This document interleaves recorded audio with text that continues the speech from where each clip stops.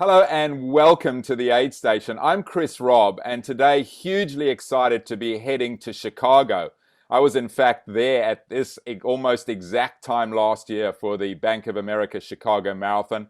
How things have changed, but today we have the wonderful opportunity to meet Jonathan Broutin, who's the president of the Seagull Institute. Hey Jonathan, great to see you again, albeit virtually.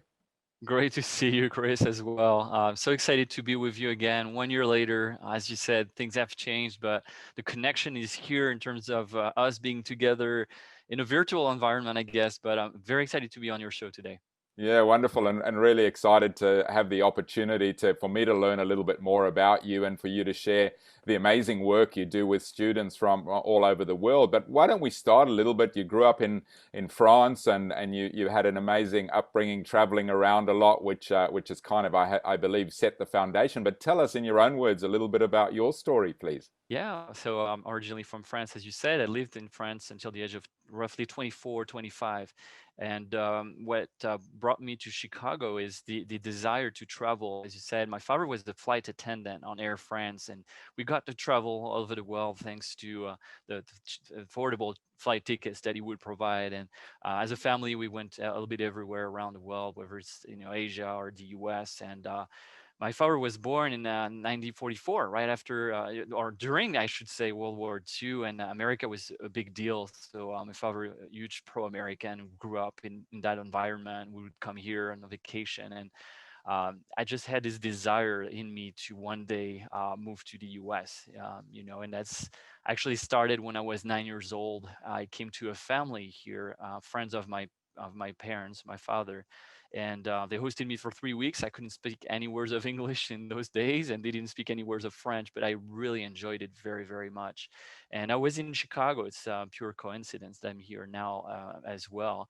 But I remember, going back to my primary teacher and said, I one day I'd love to live in the U.S. And typically, in France, the teachers are a little bit different, their approach, and she was not very supportive. And she said, you wouldn't enjoy it. A vacation is cool, but you would not enjoy living there.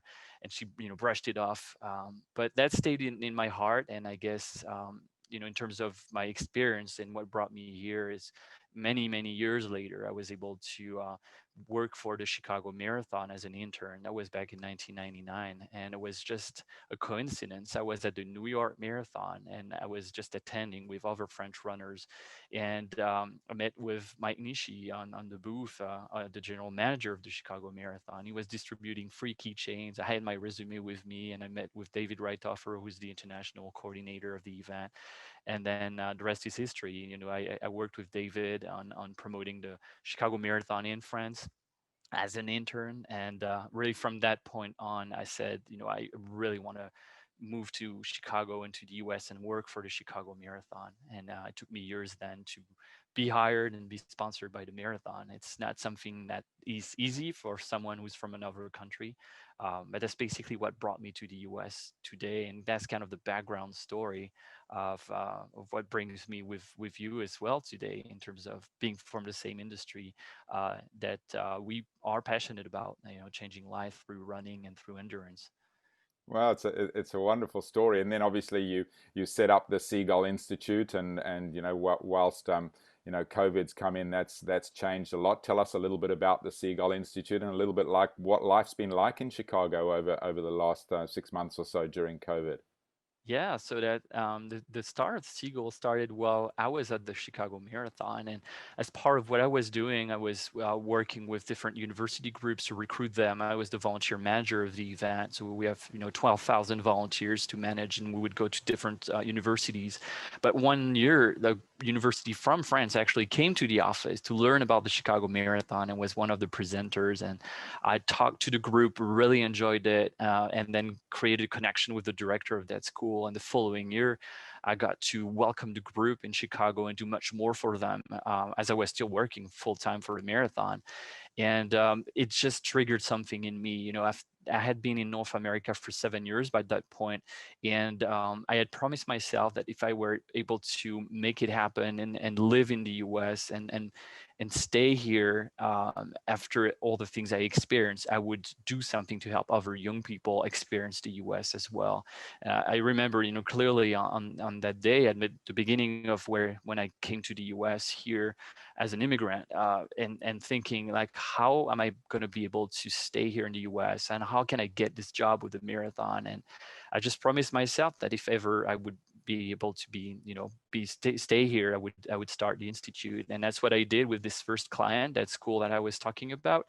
I just decided to leave the marathon. I stayed with them as a contractor, but not as a full-time person. I said, you know what, I'm going to start this business with no business plan, but with this call and this in my heart, in my soul, to just teach and communicate and share all the things that I've learned over the 7 years in those days, with that over in North America with people. And so it has been 10 years. We are in our 10th year. So we've welcomed over 2,000 students from France. So the dream became a reality with a ton of work. And this year was supposed to be the best year ever in terms of finances, in terms of numbers, of impact. And unfortunately, COVID, stopped us in the middle of everything. We were planning to welcome a first group. So we do programs now in Montreal, Dublin, as well as Chicago, which is the heart of everything here. Um, but our programs in Dublin were canceled, and basically all the programs had to be canceled. No one could travel anymore. No one can come from Europe to the US. And so we are basically, we have a white year, as we call them in French, which means we're not going to generate any revenue. So we have had to pivot, to change, to really think differently in terms of what business are we really in, and what business should we be in. And those questions have directed me towards continuing what we do, except we create the experience online. And we've taken everything to what people in the US call virtual quite a bit, but it's real. It's not virtual, it is real. And we create that experience, and we've been able to create really powerful and impactful experiences for graduate students. I should mention that. So what we do is really usually bring you to the US so that you learn about business in the US around themes like marketing, communications, human resources, and so on. So now we're doing that online with speakers not only from Chicago, but from all over the world, who can share knowledge, their knowledge, expertise with the students. And it's about not only having academic teachers, but also meeting with professionals from different industries, from people from Google and Facebook and LinkedIn, big companies, smaller companies, entrepreneurs, to share that, what we call the can-do attitude, which is something I've discovered here. I never knew the expression, but I think this is something that is not only American, because I've seen it all over the world now, but that stemmed here in Chicago, that inspired me. And I think this is something French students need to hear more about. There's something in our culture in France where we tend to kill our dreams a little bit, as the teacher I was talking about, primary school teacher, when I was younger. So we're trying to show them that, what may seem as impossible can become possible if you work hard at it, if you're strategic about it, but you've got to have the right mindset. So we teach a lot about the mindset, and the skill set, of course, they get. But so many times we forget about how the mindset is so important in the success of people professionally and personally. So that's in a nutshell what we work on. And now we do it online, as I mentioned, but it is a challenge to switch to go into a different model. And after 10 years, this is the third time where we are facing a challenge and adversity. And I love what you stand for, and you know how important it is. Yeah, how do you turn this challenge and this difficult time into an opportunity and something that is positive? And it's all about the mindset. So after teaching students about how important mindset is, I am definitely going through a lot of challenging myself, and we've had to let go of people on our team, which has been really difficult. It's been a real struggle, and I think it has helped me grow as well as an individual, and it's been deep. Really, I've faced a lot of anxiety issues as we were going through this. I even went to the hospital and went through the most difficult time of my life emotionally. I can't say it wasn't difficult.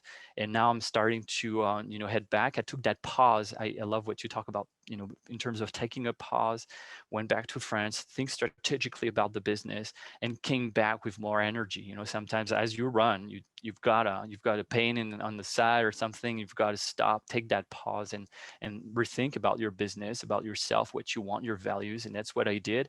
And now we're coming back stronger, I think, than ever, and with a deeper message that hopefully will help us connect even more with our clients and have even more impact. That's the goal. So that's where we stand to this Wow. day. Wow, it's wonderful, and thank you for openly sharing that, because I think there are many people, in high profile roles, and people who working in organizations and not working, that are obviously really struggling from that. And I think for me, one of the biggest turning points is accepting and acknowledging that you're facing those challenges. Whilst ever people are in denial, it's great you spoke about can do. Can do is really important, but it's actually okay to accept that we've got a bit of a challenge, we're going through a down patch, and then take that time to pivot and move back into can do. So thank you so much for sharing that, and being Of course. vulnerable, because I think it's going to be very powerful for people that are listening to this. Is the kind of feedback we're having, as people all over the world are saying, it's not just me that's facing this. I feel like I'm alone, but when I watch this, I see that there's other people that are experiencing the same challenges as me. So that's really wonderful. Oh, I'd love to thank you. move on to leadership, and clearly, as a young man, you've taken an amazing leadership role. 2,000 students that you've given an experience to. You're now leading your, albeit smaller, business. You've pivoted. I know that you're surrounded by incredible leaders. I'm obviously a massive fan of Mike Nishi and the incredible work that he does for our industry. I'm interested just to hear your thoughts for a couple of minutes on leadership, any principles that you particularly follow, any real people that have had a huge impact on your life in terms of steering you in the direction of becoming the leader that you are. Wow, that's a great question. Well, talking about leadership and coming from what we were talking about right earlier is being vulnerable and being authentic. I think that's what I've learned over the years that has the most impact on me and on my teams as well, team members. And really the reason I wanted to share how hard it was because I think it is important to be authentic and genuine about what you experience, and people can read through it and then hopefully have that impact when people need it the most. And I wish when I went through challenges moving to the US and trying to find my path there, that I could have listened to other people. We didn't have YouTube or anything like that in those days, but I would have liked to be able to see people and their model and understand that yes, there's no, as Tanya Robbins would say, when we talk about leadership, there's no straight line in nature, and everything is about going right and left, and even a plane goes 95% off track, but lands right where it's supposed to land. And so I just would have liked to hear those things when back in the days when I was younger. So that's why I want to share them to have that impact. And then yes, on my path, and I think that's the reason too I wanted to start Seagull. There's been so many people who have really given me a hand, really been impactful as mentors, as leaders. Of course, Mike Nishi, the general manager of the Chicago Marathon, is definitely someone who gave me my chance by sponsoring me, by recruiting me and hiring me, and having to prove why would you hire a French guy when there's so many other Americans that speak probably better English than I do and know the culture better and are from Chicago and have dreamed of being part of the marathon for so long. And he had to explain why he would hire me versus someone else. And it really gave me this wonderful lifetime changing opportunity. I'll be forever grateful. And I think when you receive so much, you want to give back, and that's really what Seagull Institute is all about. And Mike is actually one of our teachers, and he helps us and participate in what we do with Seagull. What I've always loved in Mike, in his example, is that authenticity is really genuine about making a difference, not only for Chicago and our running community, but all over the world, as you've seen it on different stages, to inspire everyone about getting more green about their events, or being also more, how would you say, secure, and taking care of all the operations behind it. And he's been an inspiration for me, and there's been so many other people on the path, that have helped me. I want Right Offer, who's the as I mentioned earlier, the international coordinator of the Chicago Marathon, even hosted me as an intern, and I stayed with him for months. And then when I came back, it's a long story. My parents divorced. My mother had cancer after the divorce, and it was a really hard time. That's at that time, after things got a little bit better in France, that I decided to move to the US. And David hosted me for months to be able to just be away from France, I guess, and all those experiences, and start to build my life here. And so this, what I've seen with David as well, being authentic, genuine about making a difference, helping out others, giving a hand. That's what Mike continues to do as well. And this community is really specific. When I left the Chicago Marathon to start my own business, I started discovering the real world out there, and it's a real world. It's a normal, like, I thought everyone in Chicago was like them, and it's, that community is very specific, and the rest of Chicago is really cool, but it's a little bit different. And so those leaders have had an impact. And of course, I have to mention also, outside of the people that I have had the opportunity to meet in person, all the people that are part of the personal development industry. And I feel like the US has a lot to offer, and France is starting with different speakers there, and that's kind of the role I want to play in France as well, as being one of those inspirational speakers. But here I started with Jim Rohn is one of the speakers I started with, and then Tanya Robbins has been a huge inspiration. I've been to all his events, Date with Destiny, Business Mastery, and those have been both impactful and empowering, and also sources of inspiration. So as to how can we create this environment, supportive environment, that will pull people and help them reach their full potential. It's actually, our tagline is soar to your highest potential with Seagull, and that's really what we stem with. It's the idea that we want to help you achieve your full potential. So Stephen Covey, 7 Habits of Highly Effective People, would be also, I would not have started my business unless I had read that book first, and then listened to Jim Rohn, and then participated in Tanya Robbins events, helped me take it to the next level. So those are mentors I've never met, really, like at conferences, but not in person, that I call mentors as well. Yeah, wonderful story. That's great. Thanks for sharing. As always, I love to finish with a quick inspirational story. I'm sure you've got plenty of them, having been around the marathon and the journey that you've been in. Is there one that stands out that you'd like to share with viewers, please? Ooh, oh my gosh. Well, oh man, yes. um, yeah, something that moves me, but I think talking about the marathon, you've got to talk about someone who's very inspiring. Uh, um, woo, I didn't expect that. Sorry, but Betty Jenkins is the oldest volunteer of the Chicago Marathon. She's 94, I think, by now. And when I started 2003 with working with her, I was in that really very difficult time of my life, and she was so supportive, and she's always been. And she's been a source of light, I think, for everyone who's been part of the events. um, and like over 90, and she shows up, it's like 4 a.m. and you're tired, and you're a volunteer manager, and you've got all those people that rely on you, and there's a lot of stress, talking about anxiety, that's like the next level. And she's there, and she works like 4 days, 12 14-hour days, and the day of the event, and she's there and excited, and she would call me like, "Hey sweetie, how are you?" And she's always giving food to people. Like, she's always associated somehow to a position where you distribute food. And I would say she's been a huge inspiration, I think, for me, but for a lot of people at the event. And I'm going to see her in coming days probably, and trying to arrange that. But that's the mindset of the people I had the privilege of working with, this 12,000 volunteers who in the US get 2 weeks of vacation, compared to the 8 weeks we get in France. But they do volunteer, and they do take time off to be able to be part and work at an event. I know they're volunteering, they're working, taking days off for that. And it's really something that has inspired me. You're over 90 and you're part of this event. And it's that Betty has always been very positive despite all the things she went through, and she went through a lot.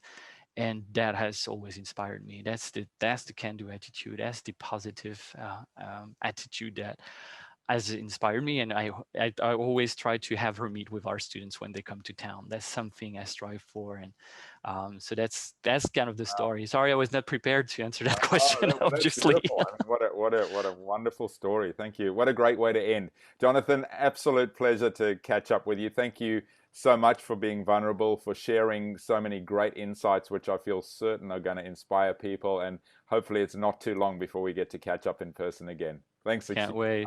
Thank Great you, to see Chris. Thank you so much. Great to see you too. Thank you for everything that you do. Thank you so much, Chris. you. My pleasure.